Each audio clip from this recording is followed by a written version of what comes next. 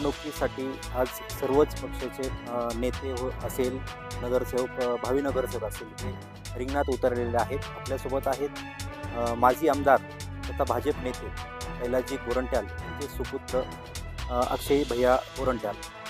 अक्षय भैया, काय सांगताल? आता तुम्ही निवडणुकीच्या रिंगणात उतरले आहात, काय सांगताल? जय श्रीराम. सर्वप्रथम मी तुम्हाला हे बोलू इच्छितो की या निवडणुकीच्या रिंगणात आम्ही जनतेच्या सेवेसाठी उतरतो. अर्थात भारतीय जनता पार्टी हे जनतेची सेवा करणारी पार्टी आहे आणि आमच्यासाठी नगरसेवक किंवा महापौर पद हे पद नाही, सेवेची संधी आहे. आणि जे सर्वात मोठा सेवक असेल तोच नगरसेवक पदासाठी एवं महापौरच्या पदासाठी उमेदवारी. नक्कीच भैया, आपला अजेंडा काय राहणार आहे या प्रमुख निवडणूक मध्ये? तुम्ही आता प्रथमच निवडणुकीचा फॉर्म भरला आहे आणि याच्यामध्ये दुसरा आमचा प्रश्न त्यामध्येच होता की तुम्ही इंग्लंडमधून उच्च शिक्षण घेऊन आज जालन्यात इथल्या जनतेची सेवा करण्यासाठी आज लोकांच्या समोर जात आहे, काय सांगताल? बघा, जनतेची सेवासाठी यासाठी आलो आहे की जालना हे माझं कुटुंब आहे. जालन्यात राहणाऱ्या प्रत्येक माणूस याला मी कुटुंबाच्या दृष्टिकोनाने बघतो. तसंच मी जेव्हा बाहेर शिकायला होतो तर लोक मला विचारायचे, अरे आप कहाँ से हो? मी बोलायचं, अरे मैं जालना. लोक विचारायचे, जालना का आता? मग मला खूप राग यायचा. तर जालना कहाँ आता ये बताने का, जालना का विकास इतना अच्छा करूँगा या दृष्टिकोनाने या निवडणुकीच्या रिंगणात. मेजर व्हिजन काय असणार आहे आपलं जालन्याला चेंज करण्यासाठी? आपण खूप मोठं शिक्षण इंग्लंडमधून घेऊन इथं आलात, मेजर व्हिजन काय असणार आहे? बघा, मेजर विजन असं आहे की बेसिक इन्फ्रास्ट्रक्चर डेव्हलपमेंट हे आपला कुठल्याही विजनचा बेस आहे माझ्या डेव्हलपमेंटचा. अर्थात रोड, लाईट, नाली, पाणी हे तुमचं झालं बेसिक इन्फ्रास्ट्रक्चर, हे तुमचा बेस झाला. याच्यावर तुमचा इन्स्टिट्यूशनल इन्फ्रास्ट्रक्चर येतो. अर्थात गव्हर्नमेंट मेडिकल कॉलेज जसं आम्ही आणलं, तसंच एक विद्यापीठ, government engineering college, government law college. यानंतर स्पेशलाइज्ड एक डेव्हलपमेंट येतो. म्हणजे आता जालन्यात स्टील सीड खूप मोठा आहे, तर अशी पॉलिसी मेकिंग ज्याच्याने स्टील क्लस्टरला फायदा हो, सीड क्लस्टरला फायदा हो, त्यांचे इलेक्ट्रिसिटी बिल कसं कमी करायचे त्यासाठी. म्हणजे हे सगळे एक लेअरवर आहे आणि लेअरचा बेस जेवढा स्ट्रॉंग तेवढा मोठा वरचा मजला राहतो. तसं हे जे बेस आहे ना, हे बेसिक इन्फ्रास्ट्रक्चर डेव्हलपमेंट हे ह्यासाठी महापालिका आहे. अर्थात मी तुम्हाला हे सांगू इच्छितो की आम्ही पहिला जे आमचा मुद्दा आहे ते आहे जालन्याला डेली पाणी द्यायचं आणि ते आमचं वर्क इन प्रोग्रेस आहे. जालना जायकवाडी आम्ही आणली, त्यानंतर अंतर्गत पाईपलाईन योजना आम्ही आणली, चौकातला पाणी आम्ही दारापर्यंत पोहोचवला ह्या योजनेच्या अंतर्गत. त्यानंतर आमची फिल्टरेट कॅपॅसिटी तेवढी नव्हती, तर त्यासाठी आम्ही वॉटर ट्रीटमेंट प्लांट आणले 35 MLD अंबडशागड आणि 15 MLD जुन्या जालना MIDCमध्ये. अर्थात हे आल्यानंतर आम्ही 100 कोटीचा एक सौर ऊर्जा प्रकल्प आणला. म्हणजे एकत्रित करून हे वर्क इन प्रोग्रेस कंप्लीट होणार आहे वॉटर ट्रीटमेंट प्लांट आणि सोलार ऊर्जा प्रकल्पचा. तर आम्ही जालन्याकरांना डेली पाणी देऊ. त्यानंतर तुम्ही बघशील की आमच्या मागच्या कार्यकाळात दानवेसाहेब आणि माझे वडील जेव्हा दोघी पदावर होते तेव्हा मॅक्झिमम जालन्याचे सिमेंट रोड झालेले. जालन्याचे रिंग रोड दानवेसाहेबांनी आणला. अंतर्गत मुख्य खूप रस्ते आम्ही केले आणि काही त्यांनी केले. आणि खूप वस्ती, कॉलनी एवढं सगळे प्रकारच्या एरियाजमध्ये आम्ही खूप ठिकाणी सिमेंट रोड केले. असं नाही बोलणार की 100%च झाल्या, परंतु 80% रोड्स आम्ही केले. उरलेले जे 20% आहेत ते आम्ही लवकरच लवकर करून देऊ. हे एक मी तुमच्यासमोर बोलत आहे. त्यानंतर स्वच्छतामध्ये माझी आई नगराध्यक्ष असताना आम्ही जालन्याला ऑल इंडिया रँक 22वर आणला स्वच्छता सर्वेक्षणच्या अंतर्गत. महाराष्ट्रात 6व्या नंबरवर, मराठवाड्यात नंबर 1वर. हे आम्ही सिवेज ट्रीटमेंट प्लांट आणून त्याचा तेव्हा उद्घाटन केलं, त्याचं काम त्याचं चालू झालं. त्यानंतर आम्ही बायोमायनिंग केली, कचऱ्याच्या ढिगारला आम्ही खादमध्ये कन्वर्ट केलं, नगरपालिकेचं उत्पन्न वाढवलं. आम्ही ओला कचरा आणि सुका कचरा वेगळं यासाठी आम्ही घंटागाडी आणली आणि या सगळे आणि अंडरग्राऊंड ड्रेनेज आम्ही आणलं, भूमिगत गटारी सगळे. हे योजनेनंतरच सगळे एकत्रित करून आम्ही 22व्या रँकवर गेलो. तर आता मध्ये एक 5 वर्षाचा कार्यकाळ गॅपच होतं, सगळं काहीच नव्हतं कारण प्रशासक होते. तर आज परत जालन्याला टॉप 25 म्हणजे ऑल इंडिया रँक 25च्या आत घेऊन जायसाठी स्वच्छतावर आमचं लक्ष खूप राहणार. आणि जे मोकार कुत्रे वगैरे फिरतात, ते लोकांना अटॅक करू लागले आजकाल, त्याच्यावर एक फोकस आम्ही करणार.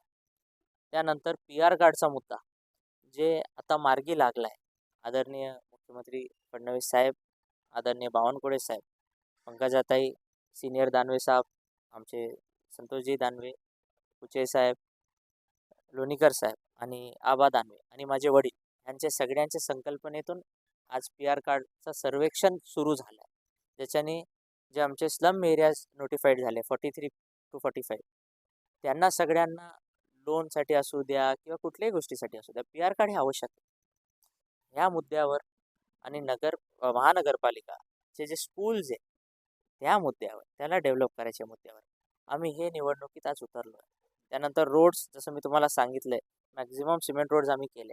आता मेन सिमेंट रोडवर तुम्ही परपेंडिक्युलर ब्लॉक्स बघू शकतात गट्टूचे, ते युटिलिटी लाईनसाठी आम्ही दिले. म्हणजे कुठलेही टेलिफोन लाईन आला कोणी आला ते रोड खोदून टाकायचं आणि रोडच गेला तर ते नाही झालं पाहिजे. त्यासाठी आम्ही ते युटिलिटी लाईन परपेंडिक्युलरली दिले. हे सगळं माझी आई नगराध्यक्ष असताना आम्ही हे त्यांच्या कार्यकाळात ते परपेंडिक्युलर गट्टू टाकायची प्रथा तेव्हा चालू केली होती. ज्याच्याने रोडची पण लाईफ वाढणार, कारण कोणी टेलिफोनवाला आला आणि खोदून टाकला तर रोडच गेला ना. आज त्याला काम करायचं आहे ते परपेंडिक्युलर स्ट्रीप गट्टूची काढा, लाईनवर करा, परत गट्टू टाका, क्लिअर झाला. मोतीबाग रिडेव्हलपमेंट आम्ही केलं आहे. आतमधले खिलौने टॉय ट्रेन एक दानवे साहेबांनी दिली. त्यानंतर अमृतवन मॅडमचे कार्यकाळात झालं आणि ते खूप मोठा एक वॉकिंग ट्रॅक एवं स्टेअर्स तुम्ही तिकडे परिसर बघू शकता. अशा गोष्टींना घेऊन आम्ही जनतेसमोर जाणार आहे विकासाच्या आमच्या मुद्द्यावर. नक्कीच आपण भैया जसं म्हटलं जनतेसमोर तुम्ही विकासाच्या मुद्द्यावर जाणार आहात. आपण कुठल्या प्रभागामधून उमेदवारी घेतली आहे आणि त्या प्रभागामधील नागरिकाच्या काय अडचणी सध्या तरी तुम्हाला दिसत आहे आणि त्या फोकस करून तुम्ही काम करणार? बघा, मी प्रभाग क्रमांक 5 मधून उमेदवारीचा अर्ज भरला आणि मी एकच गोष्ट बोलू इच्छितो. माझी कार्य करायची एक शैली आहे, ज्याच्यात मला फोन आला कुठूनही आणि कधीही मी 2 मिनटात तिकडे हजर होऊन ती समस्या सोडवण्याचा प्रयत्न करतो.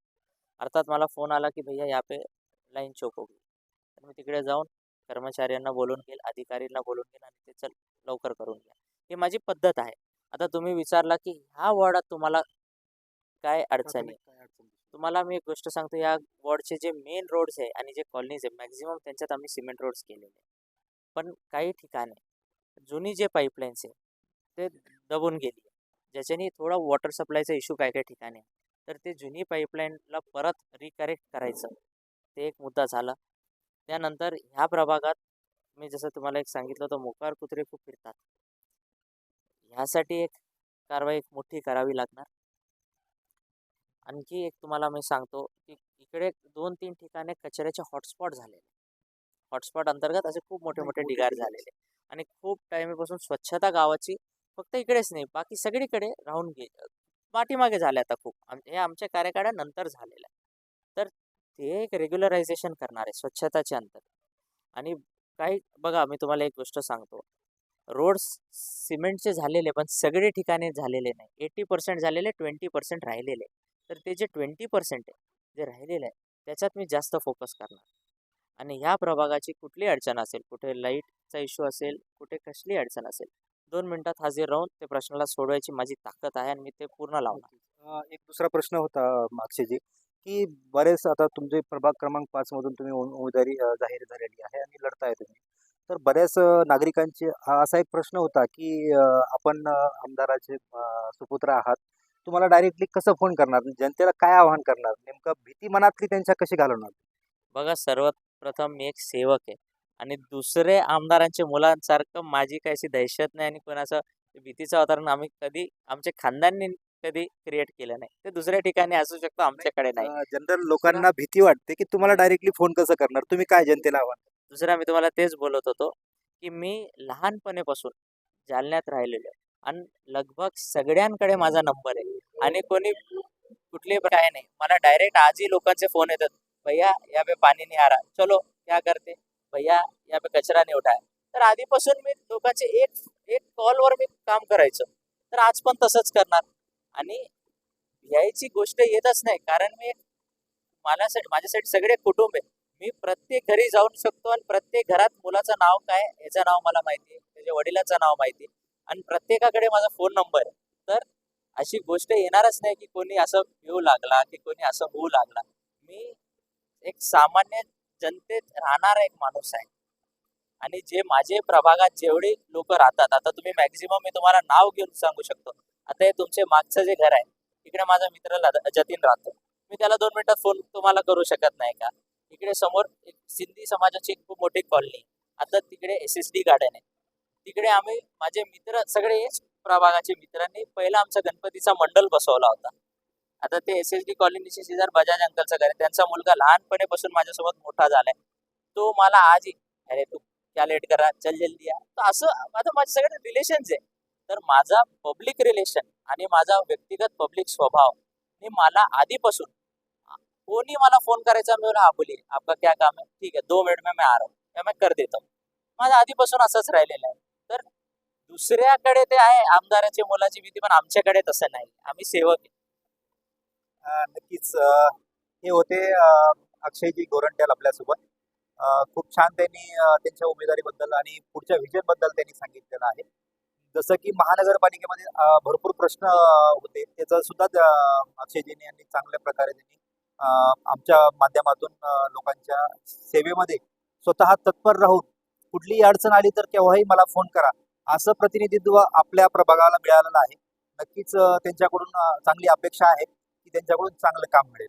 प्रबंधभूमी महाराष्ट्र न्यूजसाठी प्रतिनिधी सुनील भारती, जालना. ताज्या व महत्त्वाच्या बातम्या बघण्यासाठी प्ले स्टोअरवर जा, प्रबलभूमी ॲप डाउनलोड करा व या धावपळीच्या जीवनात अपडेट राहा.